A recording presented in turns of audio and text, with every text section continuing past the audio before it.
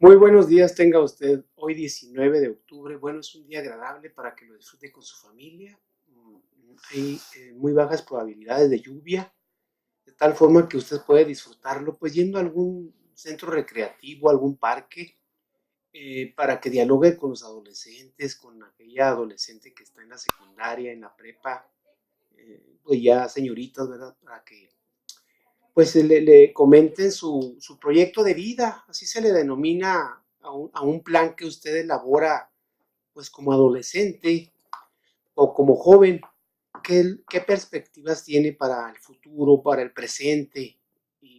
Pues claro, hay que considerar el pasado, y pues sobre todo que crezca la adolescente en ese sueño que tiene que transformarse en realidad, ¿verdad?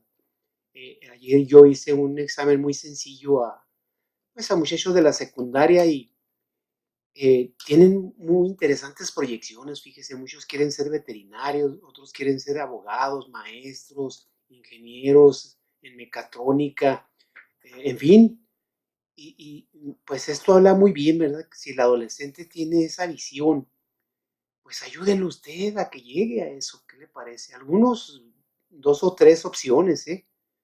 Y ya pues yo les decía, mira, esta conviene más porque está salvando a la flora, a la fauna. Algunos querían ser biólogos, pero decían, pero también me gusta ser doctor, profesor. Bueno, poco a poco se les va inculcando, ¿verdad? Ese futuro que próximamente ellos tendrán pues, que transitar. Y qué mejor que los padres, los hermanos, los abuelos, pues le vayan apoyando para esa inquietud que él tiene, ¿verdad? Muy bien. Voy a tratar dos temas, espero que el tiempo me alcance, si no, bueno, pues lo haremos el próximo sábado.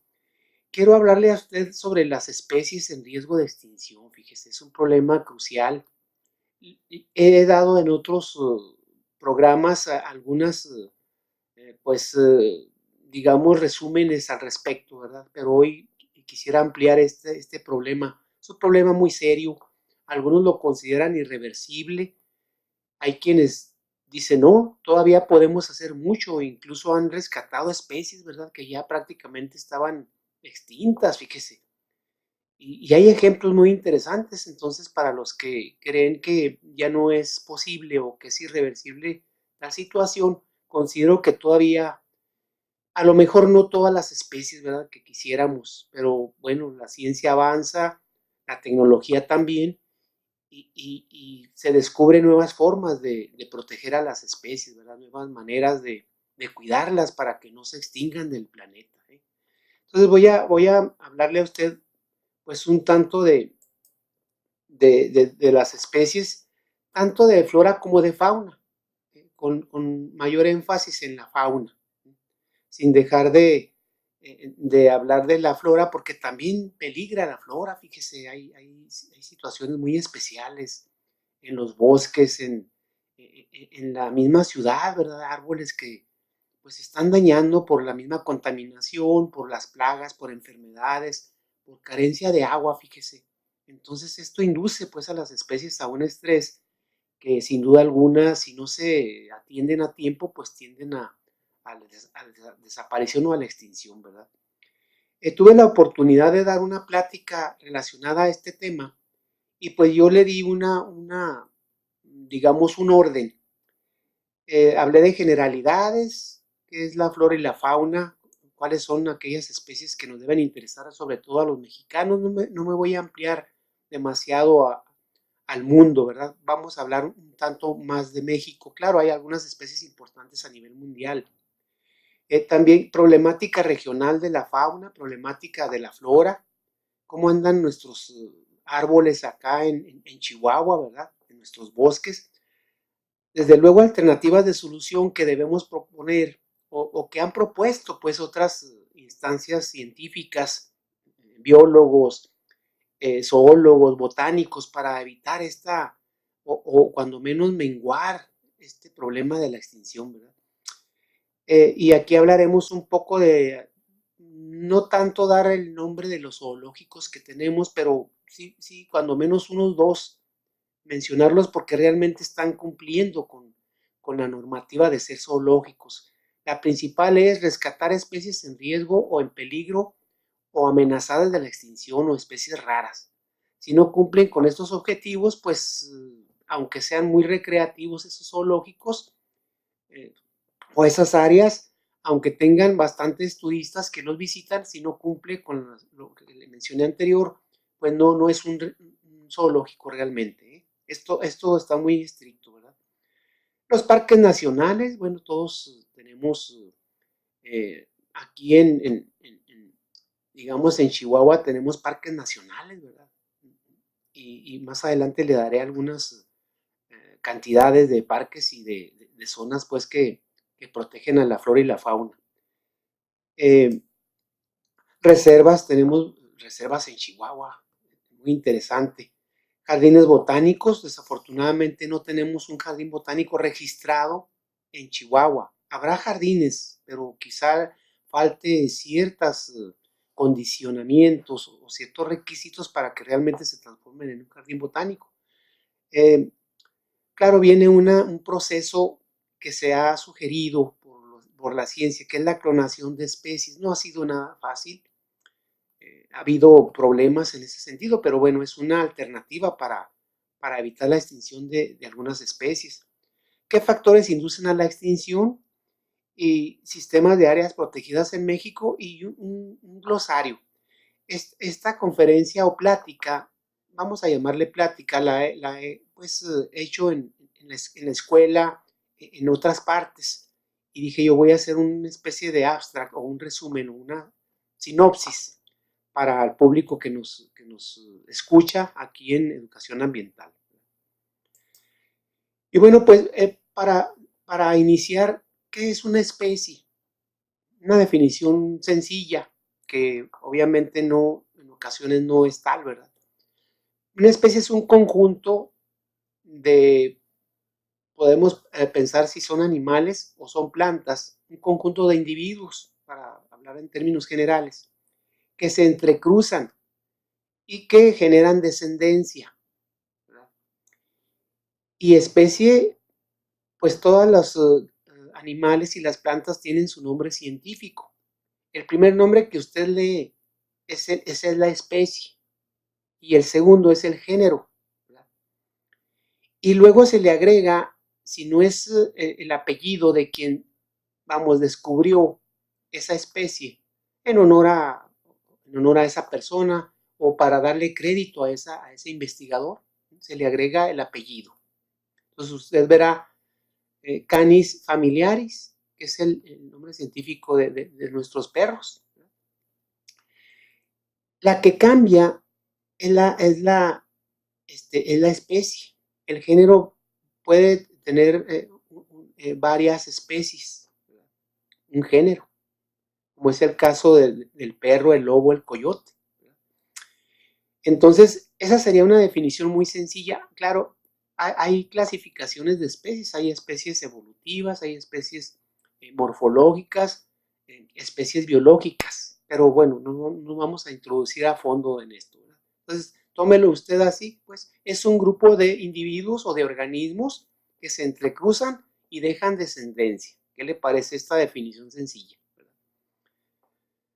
Ahora, se dice que en el mundo hay unos 12 países que conservan gran biodiversidad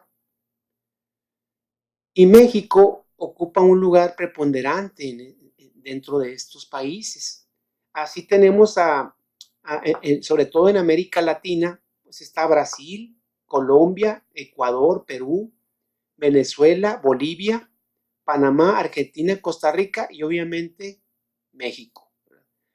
Y estos países están clasificados, pues que contienen la diversidad del mundo prácticamente, ¿verdad? Y pues así se van haciendo estudios, pero lógicamente ahora que hubo el incendio en Brasil, imagínese usted, a lo mejor en un momento dado no va a estar ya en estos países, en esta clasificación, fíjese. Esperemos que no sea el caso, ¿verdad? Pero hubo una extinción de especies ahí, obviamente tremenda por ese incendio, ¿verdad? Que acabamos de presenciar y que lo hemos comentado aquí. Ahora, la riqueza biológica en México responde en parte a procesos biogeográficos. Recuerde usted que nuestro país tiene prácticamente todos los climas, ¿no? Nada más la tundra no está presente, pero tenemos grandes bosques, tenemos grandes selvas. Vamos a ser optimistas, aunque queda muy poca superficie de selva, ¿eh? Se dice que hay unas 300,000 hectáreas, fíjese, y están por allá en Chiapas. ¿Por qué? Porque se han ido pues deteriorando las superficies selváticas de México. Pero bueno, tenemos también áreas semidesérticas, áreas desérticas, templadas, tropicales, en fin. Y todo eso hace, por lógica, que tengamos una gama de especies, ¿verdad? Una infinidad de animales, de plantas, de hongos, de insectos, de arácnidos, etcétera, ¿verdad? Ahora, la riqueza biológica también es el resultado directo de la variedad de ambientes, como lo comentábamos, y en estos ambientes se habla de lugares donde viven las especies. A esto se le conoce como hábitats, ¿sí? El lugar donde vive una especie. Y nicho es la función que juega esa especie, pues en esta trama alimentaria o en esta ecosistema, ¿verdad? Esa sería, pues, ahora, tenemos también sabanas, pastos, grandes cantidades de pastizales. Cuenta México con grandes lagos, lagunas, ríos, y toda esta diversidad pues hace que tengamos una extraordinaria presencia de las especies. Ahora, ¿cómo andamos en México respecto a grupos o clases? Tenemos un segundo lugar en mamíferos, fíjese, esto habla muy bien, esto lo señala el Instituto Nacional de Ecología. Contamos con 525 especies, pero viene un problema o dos. En peligro de extinción, amenazadas y raras, se ubican 190 especies. Por ende, aquí debe haber programas para pues, rehabilitar o digamos, no permitir que se estén pues dañando estas especies, ¿verdad? Y contamos con 139 mamíferos endémicos. Estos datos son de todo el país. Y recuerde usted que el endemismo pues es aquel en donde la especie está presente y no está en otras partes del mundo, ¿verdad? Eso es el endemismo. Tenemos una gama de mamíferos pues muy importante aquí. Ahora, en cuanto a aves, en aves no contamos con un 10º lugar. La UNAM, por ejemplo, habla de 1082 especies de aves, mientras que el Instituto Nacional de Ecología habla de 1054. Bueno, vamos a dejarlo ahí en términos. Vamos a pensar que tenemos, ¿qué le parece a usted? 1040 especies de aves. De esta gama, amenazadas, en peligro de extinción o especies raras, contamos con 330, fíjese, es una cantidad de aves bastante elevada, con estas, digamos, con estos riesgos. 130 son endémicas, solamente el país las tiene. Y ocupamos pues el 10º lugar. En cuanto a reptiles, aquí viene un lugar muy interesante, ya lo he comentado en otros programas, tenemos el primer lugar, en ocasiones nos gana Australia, pero en estos momentos México ocupa el primer lugar. ¿Qué cantidad de especies? Se habla de que hay unas 804. Obviamente, unas en riesgo, amenazadas o en peligro de la extinción. Es donde tenemos que considerar la importancia que tiene el rescate de las especies. Aquí tenemos 467 especies en estas condiciones, fíjese.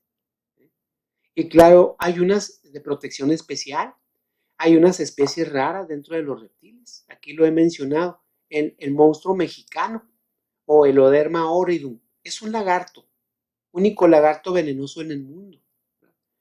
Estados Unidos tiene a Eloderma suspectum, es muy semejante. Y aunque sea muy venenoso, incluso no hay antídoto, pues esa especie no debe extinguirse. porque recuerde usted, forma parte de un eslabón de una cadena alimentaria. Este lagarto tiene la capacidad de ingerir muchísimos insectos y arácnidos que nos dañan a la salud, a los humanos. De tal manera, pues, que es importante que esté presente esta especie, ¿verdad? Yo conocí a este reptil en Tuxtla Gutiérrez, Chiapas, en Miguel Álvarez del Toro, un zoológico muy, muy importante del país. Y lo conocí porque fui a un congreso y era una especie, pues sí, llama la atención porque se asemeja mucho a una lagartija, a una iguana, pues, pero con características diferentes. Muy tranquilo, medía más o menos unos 60 centímetros de longitud y bueno, sí impresiona, ¿verdad? Bueno, esta especie la tenemos en México y se considera una especie rara. Entonces, por ende, debe protegerse en extremo esta especie. Tenemos una lagartija que ha llamado la atención al mundo. Ya hay 3 especies de ella. Pertenece a los anfisbénidos, ¿sí? Esta lagartija solamente tiene 2 manos, no tiene las 4 patas que usted y yo conocemos de esta especie. Y esa característica de 2 manos, pues ha llamado la atención al mundo y ya han encontrado 3 especies de anfisbénidos, ¿verdad? Y obviamente es una especie rara, está protegiéndose. Esta la encontraron en Chiapas. Y de esta gama, de las 804 especies de reptiles, 393 son endémicas. ¿Qué le parece a usted? Es un número bastante respetable. Un cuarto lugar, ¿en qué clase? En anfibios. Ya usted estará pensando en las ranas, en los sapos, en las salamandras. Pertenecen a esta clase, a los anfibios. Ahí contamos con 361 especies, no es un número muy elevado. El cuarto lugar es positivo, es bueno. De estas amenazadas, en peligro de extinción y raras, contamos con 199.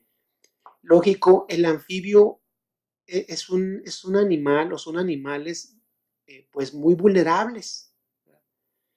Viven en el agua en parte y en la tierra. Y pues el agua, usted sabe, cuando hay contaminación, pues la especie ahí irremediablemente se enferma o perece, ¿verdad? Por eso es un grupo vulnerable, pero bueno, contamos con esas especies. Peces. México tiene unas 2122 especies. Nos ganan otros países del mundo, pero en peligro tenemos 52. Y aquí viene pues una responsabilidad mayor para el país respecto a los peces, ¿verdad? Hay que cuidar esas especies, ¿verdad? En fin. Ahora, en cuanto a insectos, bueno, aunque usted de pronto diga, ¿cómo los contarán? Bueno, hay científicos, hay entomólogos, así se le llama a esta profesión, que se dedican a identificar primero a los insectos, después a clasificarlos, a ubicarlos en cajones, en categorías, así se les denomina estos cajones, categorías taxonómicas. Taxonomía significa grupo. Y ellos los van con el tiempo, cada día se encuentran nuevas especies, fíjese. México es rico, tiene 19.011 especies debidamente identificadas, clasificadas. Pero se piensa que hay, escuche usted, 36.500 especies de insectos. Esa es una estimación, así se le llama. Es una estimación. Oiga, 36.500, bueno, es un número pues bastante elevado, de las cuales los científicos, bueno, tienen el trabajo de primero identificarlas y después darles pues su nombre científico, ¿verdad? Su género, su especie, ¿verdad? Y con el tiempo ya van formando parte de este número y pues es una riqueza extraordinaria. No se han, dice, estuve buscando, no se han contado como quisiéramos las especies de arácnidos.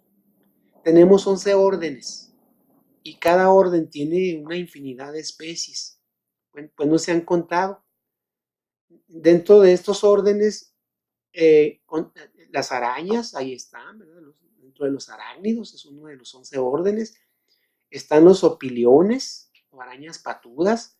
Están donde están los alacranes. En fin, no se han contado y por ende, pues no hay unas cifras así exactas como quisiéramos, o cuando menos acercándose digamos, a la cantidad de representantes, ¿verdad? En fin, pero tampoco se han contabilizado bien los diplópodos. A estos pertenecen el milpiés, usted lo habrá visto. El milpiés no tiene esa cantidad de pies, de manos o de patas, no. Tiene 800, tiene 600. Es muy inofensivo el 100 pies, perdón, el 1000 pies. El 1000 pies usted lo verá, camina y no hace daño. Hay que respetarlo porque consume muchos insectos y microorganismos en general. Y están también los quilópodos. Aquí está el 100 pies, que tampoco tienen 100 patas o 100 pies, pero así se les llama. Tienen 60, 80, 52, en fin.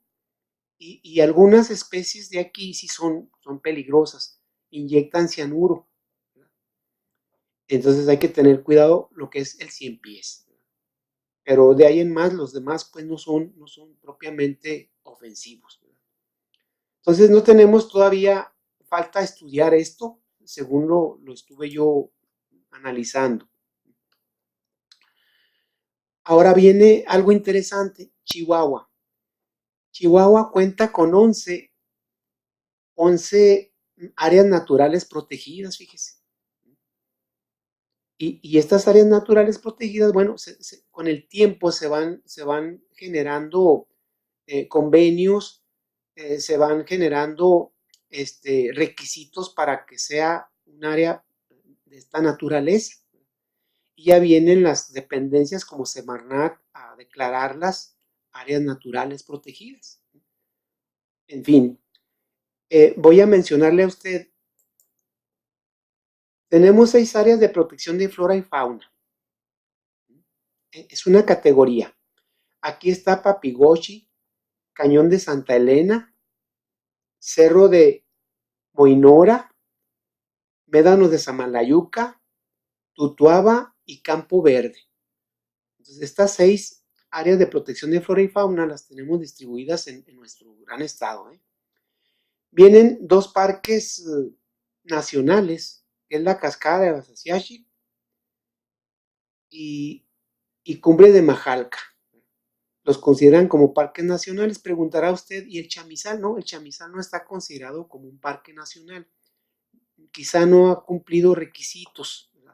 Yo he buscado la manera del por qué y pues no dicen, pero sí se requieren requisitos importantes para considerarse como un parque nacional. En fin, tenemos 2 reservas de la biosfera, fíjese, muy interesantes, Janos y gran parte del bolsón del Mapimí. Usted conocerá Janos, es donde está un programa sobre el rescate del perrito de pradera. Y el bolsón del Mapimí, pues está entre Jiménez, Chihuahua, Torreón, Coahuila y Ceballos, Durango. Ya usted estará pensando en la zona del silencio, sí, efectivamente dentro de esta biosfera está la zona del silencio. Y tenemos un monumento natural que es el Río Bravo del Norte, Chihuahua, Coahuila. Estas pues son las 11 áreas de protección de flora y fauna. Obviamente, Médanos de Samalayuca forma parte de estas 6 áreas, ¿verdad?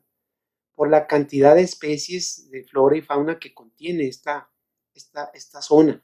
Más adelantito le voy a mencionar algunas de las especies importantes según estudios de la Universidad Autónoma de Ciudad Juárez. Ahora, plantas. ¿Qué cantidad de plantas tiene nuestro país? Claro, estos datos son con reservas. ¿Por qué? Porque todavía no podemos decir el número total. Se está investigando y cada vez, le repito, se descubren nuevas especies, nuevos especímenes.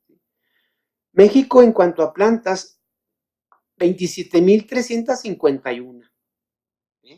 Es un número muy respetable. Se piensa que debe haber 29,000. O sea, es un número estimado. En cuanto a algas, ya le había dado yo un dato, pero aquí viene 2,702 especies de algas. Musgos, aquí entran también las hepáticas. Recuerde que el musgo es aquella plantita que en el nacimiento, pues instalamos y se ve como un zacate. Incluso le decimos zacatito. Bueno, de esas, aquí consideran 1,760 a 2,000 especies, fíjese. Es un número importante. Helechos. Se piensa que el helecho es una planta que sobrevivió a aquella catástrofe natural, la caída del meteorito hace 65 millones de años, fíjese. Y dicen los científicos que el helecho viene desde entonces sobreviviendo, subsistiendo y ha llegado a pues a nuestra era, vamos a llamarle así, ¿verdad? Y el helecho, bueno, México aquí se distingue porque tiene unas 1,000 a 1,100 especies de helechos. No es mal el número, de ninguna forma. Contamos con pinos. Pinos, México tiene 48 especies. ¿Por qué hemos logrado primeros lugares a nivel mundial? Por las especies, no tanto por la cantidad. Porque México tiene unas especies muy interesantes, como la pícea chihuahuana, de donde los tarahumaras extraen la madera para hacer o elaborar sus violines, fíjese, está en riesgo de extinción, se está cuidando mucho esta especie en los bosques de Chihuahua. Tenemos 35 de esta gama, de las 48, 35 son endémicas. ¿Qué le parece a usted? Son nada más de aquí de México. Encinos, Quercus es el nombre que se le da generalmente al encino, es el que da la bellota, esa que le gusta mucho a las ardillas. Contamos con 135 a 173 especies de encinos. Fanerógamas, aquí hay bastantes, tenemos 18,000 especies de plantas fanerógamas. Dentro de las fanerógamas, para que se ubique usted, están los pinos y están también las que no son propiamente pinos, los árboles que usted y yo conocemos. Entonces, aquí hay que hacer dos divisiones grandes. Bueno, toda esa gama completan las 18,000 fanerógamas. Hay más especies aquí. De los agaves, ya usted estará pensando en el nopal, en el órgano, en la biznaga, en el maguey, en la sábila. Bueno, aquí tenemos una gama interesante, de 800 a 900 especies tiene el país. Obvias razones, ¿verdad? Tenemos áreas semidesérticas y desérticas y es donde están presentes estas especies, ¿verdad? Los agaves es el nombre que se les da comúnmente. Cameleáceas, este grupo no es muy conocido, pero aquí contamos con 100 especies. Compuestas, las compuestas usted las conoce, el girasol, la margarita, esa que usted de pronto le elimina las brácteas, así se llaman, no son pétalos, son brácteas. El guayule, entonces estas son las compuestas. Aquí México tiene 2,861 especies debidamente estudiadas, fíjese. Se piensa que hay 3,000 compuestas. Y bueno, pudiéramos hablar aquí de el guayule, por ejemplo. El guayule fue una planta que en la Segunda Guerra Mundial se utilizaba para extraer hule y digamos, fabricar los neumáticos de los carros blindados. Fíjese usted. Pero, ¿qué sucedió entonces? Llega un japonés, descubre e inventa que del petróleo puede extraerse hule. Y adiós al guayule. junto con la mariola era otra planta que también se le extraía bulbo. Tenemos una llamada, vamos a tomarla con gusto. Sí, a sus órdenes. ¿Qué tal? Muy buenos días, Buenos ¿cómo días, está? maestra. Qué bueno que nos habló, maestra. La Oye, pues extrañábamos. sí, no, pues apenas está empezando el programa, así nada más que fíjate que a veces batallo Sí, sí, sí, para lograr maestra. la comunicación, pero mira, bendito Dios Qué que bueno que ya ahora entró. entré rápido. Bien. Y pues mira, de lo que estás hablando, Marcos, Sí, de las maestra. especies en extinción, tú lo debes saber que hay 8.400.000 especies en el universo de seres vivientes. Sí, Pero fíjate, yo estoy preocupada por las especies endémicas de la región de Samalayuca, lo sí. que tenemos aquí más cerca. Ustedes, los agrónomos, tienen conocimiento muy claro y muy preciso de cuáles son las especies endémicas de esta región. Así es, maestra. Y cuando venga esa espada de Damocles de la mina a cielo abierto de cobre, pues fíjate tú que muchas de ellas van a ser condenadas a la extinción, porque son endémicas de esa región, no hay en otra parte. Así Entonces, es. al venir la depredación del medio, van a ser condenadas inexorablemente a extinguirse para siempre.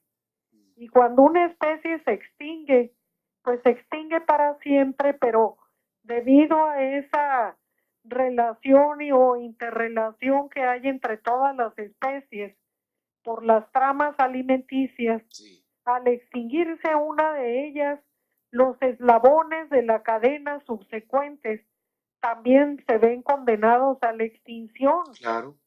Entonces, qué bueno que, fíjate, estaba escuchando ahora en las noticias, Marcos, Sí, maestra.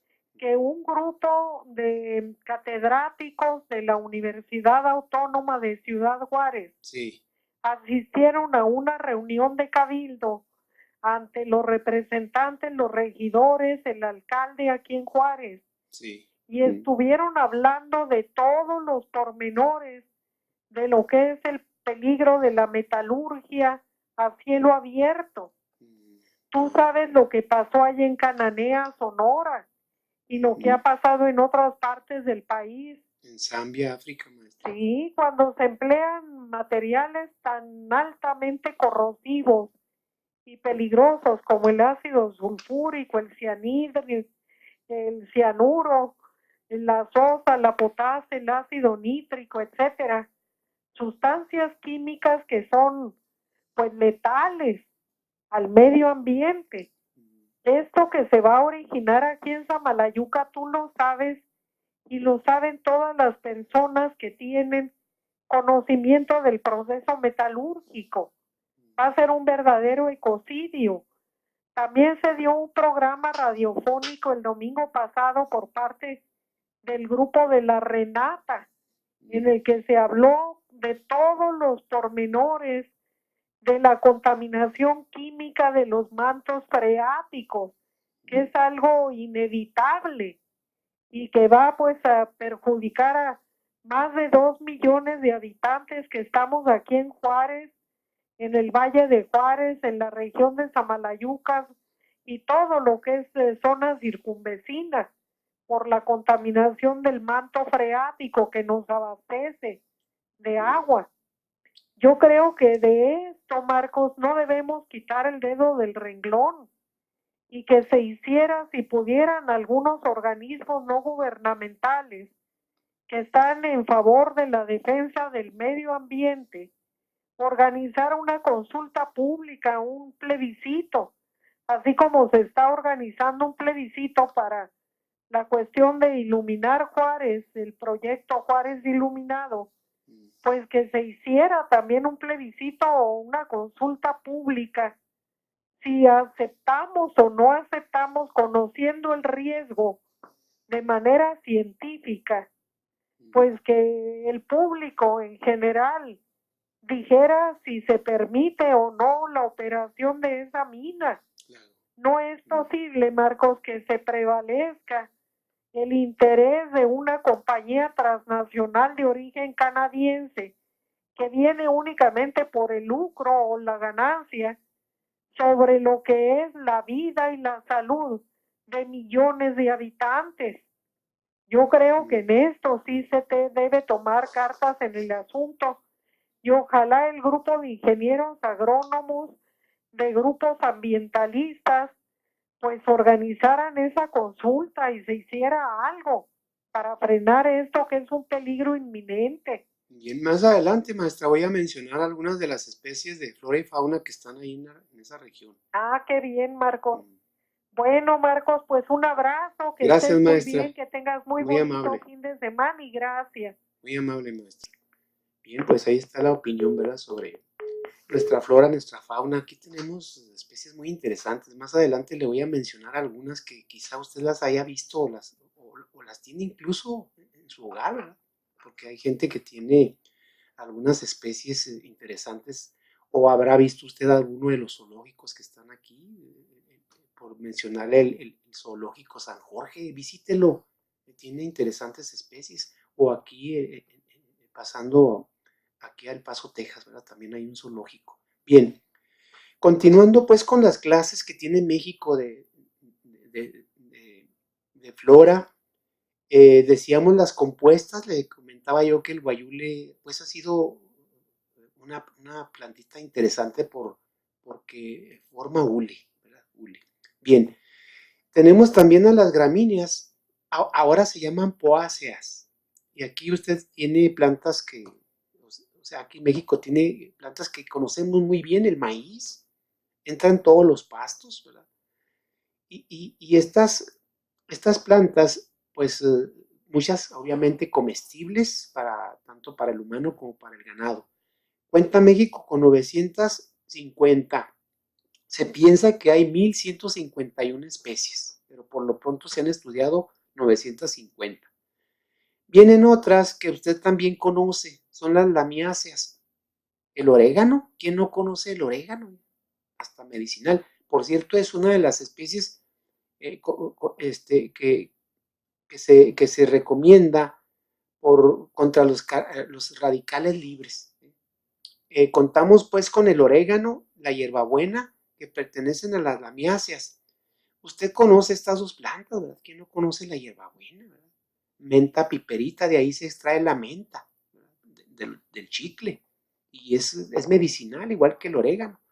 Le decía, el orégano se recomienda mucho porque actúa contra los radicales libres, y es una de las plantas que medicinal para incluso problemas de garganta, ¿verdad? Entonces, ahí contamos con 502 especies, fíjese, ¿eh? ¿Qué le parece? Leguminosas que ahora se llaman fabáceas. Inmediatamente a usted se le vendrá el nombre del frijol, efectivamente, ahí está como representante, está la soya, está la alfalfa, fíjese, ¿eh? Dentro de las fabáceas. Y aquí tenemos una gama interesante, 1724. Se piensa que hay 1800 especies, ¿qué le parece? Y aquí dentro de ellas está la lenteja. La lenteja es de calidad alimentaria. A algunas personas no les agrada, fíjese, comer o consumir lenteja. En cierta época del año, como en Semana Santa, se acostumbra, nuestras abuelas, nuestras mamás hacían lenteja, ¿verdad? Y ya después como que algo sucede. Consuma lenteja. Todas las leguminosas, en pocas palabras, tienen los 8 aminoácidos esenciales. Esto ya se lo platiqué cuando hablamos de las algas. Entonces, si una soya tiene los 8 esenciales, una lenteja, un frijol, pues es de calidad alimentaria. ¿Qué le parece? Bueno, pues aquí están las fabáceas y México tiene una gama interesante. Esta nota, las orquidáceas, tenemos 920 especies. Algunos dicen que la orquídea es la flor más bella del mundo. Otros dicen que no, que la dalia. En fin, no nos vamos a pelear. Todas las flores son bonitas. Todas, todas. No quiero saber cuál no. Pero bueno, así en el mercado uno va y pregunta esto y le dice, no, mire, la orquídea aquí está, tiene 8 pétalos. La dalia también es muy bonita, ¿verdad? La rosa, no hay flor que no sea bonita, esa es mi opinión. Y aquí tenemos le decía yo, 920 especies de orquídeas. Hay unas muy pequeñas, casi microscópicas, y hay otras grandes que las podemos ver a simple vista. Y es maravillosa esa planta, esa flor. Palmas, usted conoce las palmas, bueno, hay 45 especies en México. Rubiáceas, aquí es donde está el café. La gardenia, que es otra flor, ¿verdad? El olor de la gardenia tiene hasta una canción, ¿verdad? Esta flor. Tenemos una llamada, vamos a tomarla, ¿sí? A sus órdenes. Sí, buenos días. Buenos días. Mire, estoy hablando para a ver si me puede dar una solución o un consejo. Tengo un jazmín, Muy bien. y el jazmín, ¿sabe qué? No sé, pues me imagino que será una clase de plaga o un hongo, no sé, porque el tallito se llena así como si fuera soquete, y las hojas ahora me las da bien chiquititas, como que no se desarrollan. Sí, ¿no ha observado usted plaga? ¿Mande? ¿No ha visto usted alguna plaga? ¿Un No, mosquito? lo que he visto es como si fuera soquete, se llena así como Sí, si fuera como soquete el chocolate. tallito, y se le forma así como si fuera de hecho sarro, no sé. Sí, Pero las hojas ahora, las hojitas me las da chiquititas, no, como que ya no crecen, muy se quedan así pequeñas. chiquitas. Sí, sí, sí. Bien, ¿qué cantidad de jazmines tiene? ¿Es abundante? ¿Es una maceta? La tengo en el suelo, de hecho, Oh, y pues sí está crecida, sí, pero ya le desde el surgió año esa. pasado, fíjese, Sí, sí. desde el año pasado, y no sé si será porque causa de que antes yo dejaba así que siempre estuviera el chorrito de agua para que se alimentara, pues de hecho por eso Sí. creció, pero ahora no sé si fue que es mucha el agua que Sí, recibió, sí. o es una plaga, o es un hongo. Yo a lo que me está usted platicando puede ser una enfermedad, ¿sí? Uh-huh. No es tanto una plaga. Las enfermedades son por bacterias, son bacterianas, son virales, son fungosas también por el exceso de agua. A ese jazmín no debe usted regarlo, no sé cada cuándo lo hace, cada cuándo lo riega. Pues es que de hecho ni lo regaba porque como dejaba así que estuviera la aguacita, No, más no, bien no, porque no. allá de verdad hay una fuga y dejaba yo Y, la manguera y pues así que se queda igual que se siga no, alimentando porque la manguera se está poniendo muy bonita, pero ahora no, ya no. todo el año pasado y Hay que evitar eso, ¿sí? Porque el riego sí es es bastante agua y ahí lo que usted está propiciando es la formación de hongos. ¿Sí? Entonces vamos a distanciar los riegos, pero ya para darle pie a que ese hongo, al no tener la humedad suficiente, perezca. ¿Sí? De cualquier manera voy a investigar ese caso, ¿eh? Voy a traerle el trabajo el sábado entrante. Voy a investigar. Es jazmín, ¿verdad?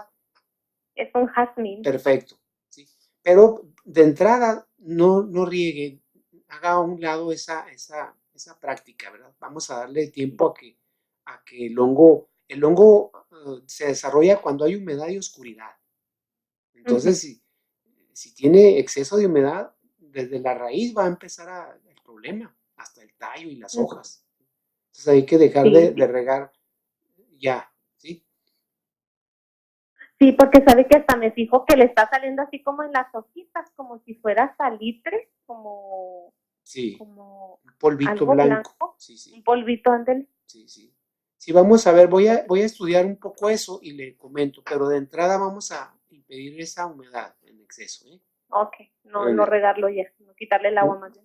Muchas gracias. Sí, retírele. Y el sábado le voy a traer algún comentario, ¿eh? Ándele, muchas gracias. Ándele, la felicito por cuidar a sus plantas. Gracias. Hasta luego.